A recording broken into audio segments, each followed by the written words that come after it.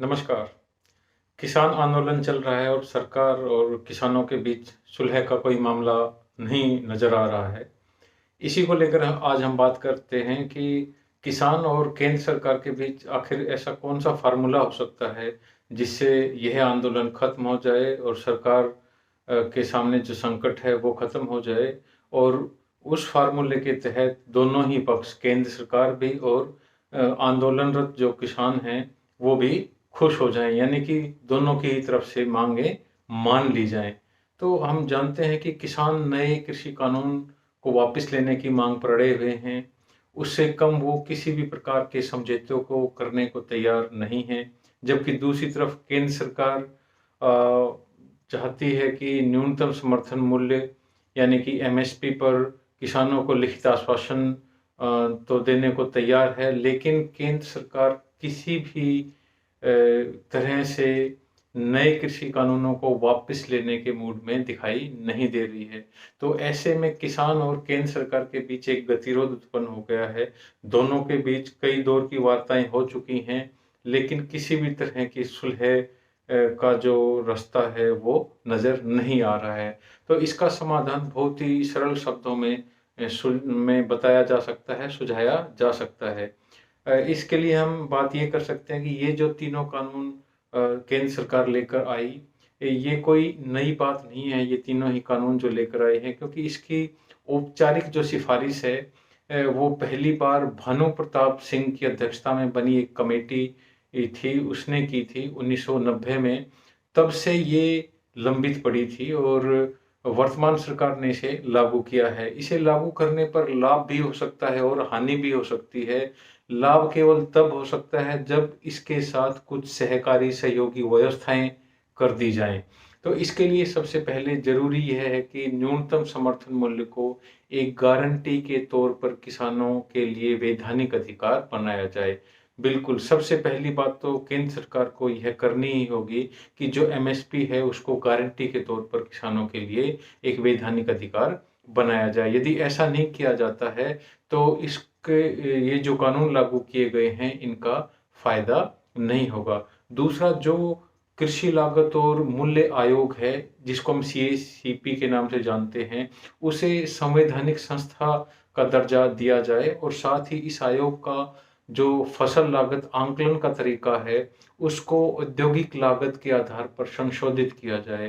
क्योंकि इसके आधार पर जो लागत है उसके आधार पर जो फसलों का जो एमएसपी घोषित किया जाता है, उसके लिए एक सही फ़ॉर्मूला अपनाने की ज़रूरत है और उसको अपनाया जाना चाहिए। और तीसरी जो बात है, वो ये कि जो अनुबंध खेती यानी कि कॉन्ट्रैक्ट फार्मिंग से उपजने वाले जो विवाद हैं, उनके लिए ब्लॉक स्तर से लेकर जनपद स्तर, राज्य स्तर और केंद्र स्तर तक अलग-अलग ट्रिब्यूनल बने, जिन्हें न्यायिक अधिकार प्राप्त हो। तो इस प्रकार से जो एक किसानों की माँग है कि सिर्फ़ एसडीएम तक ही वो अपनी बात रख सकते हैं, उसको समाप्त करके आगे तक भी किसान अपनी बात कह सकें, इसकी व्यवस्था की जानी चाहिए। तो यदि इन तीनों व्यवस्थाओं को कानूनी रूप से संशोधित करके लागू किया जाता है, तब तो इन कानूनों से किसानों को फ़ायदा होगा, वरना इन कानूनों से किसानों को कोई भी फ़ायदा होने वाला नहीं है। अगर सरकार ऐसा करने के लिए तैयार हो जाती है, उसके बाद हमारे जैसे किसी व्यक्ति को किसान से बात करके समझाने की ज़रूरत पड़ेगी, ताकि किसान को किसान की भाषा में समझाया जा सके। एक ऐसे व्यक्ति की, हमारे जैसे का मतलब है एक ऐसे व्यक्ति की जो किसान को किसान की ही भाषा में समझा सके इन बिलों के बारे में कि किस प्रकार से उनको फ़ायदा हो सकता है। तो वर्तमान सरकार के पास इस निष्ठा का कोई आदमी यदि है, तो वो किसानों के पास भेजे। यदि केंद्र सरकार के पास ऐसा कोई व्यक्ति है, जो अभी तक नज़र नहीं आ रहा है, जो किसान के धरातल से लेकर नीति निर्धारण के सर्वोच्च स्तर की बात को समझ सके, किसानों को समझा सके।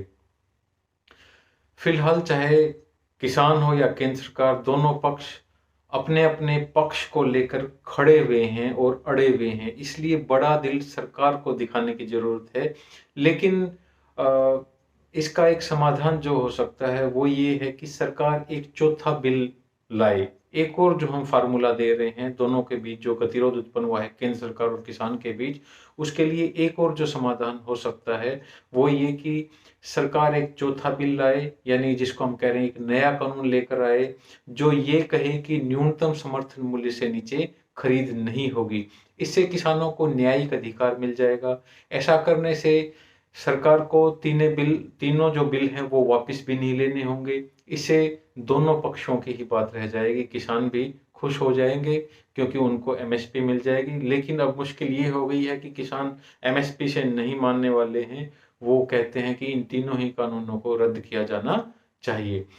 अब कृषि क्षेत्र में भारत में बहुत दिक्कतें हैं, ये हम जानते हैं, और इसमें सुधार लाने की ज़रूरत है।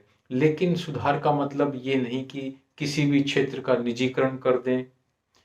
निजीकरण करना किसी भी क्षेत्र में सुधार नहीं लाने जैसा होता है, और निजीकरण करना ही सुधार लाने का मतलब नहीं होता है। इसलिए किसान आंदोलन की एक जो मुख्य मांग है वो ये है कि किसान को एक निश्चित आय चाहिए।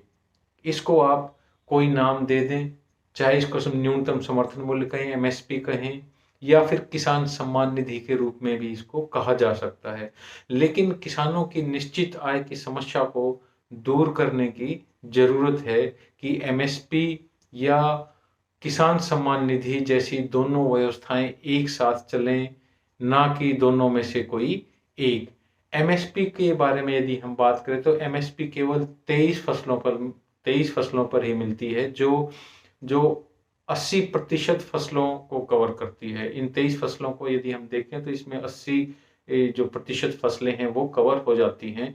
तो सरकार अगर एमएसपी पर फसलों की खरीद को संवैधानिक अधिकार बना देती है एक अलग बिल लाकर, तो देश के लगभग 40% किसान के पास बेचने के लिए तो कुछ नहीं होगा, क्योंकि वो छोटे किसान हैं।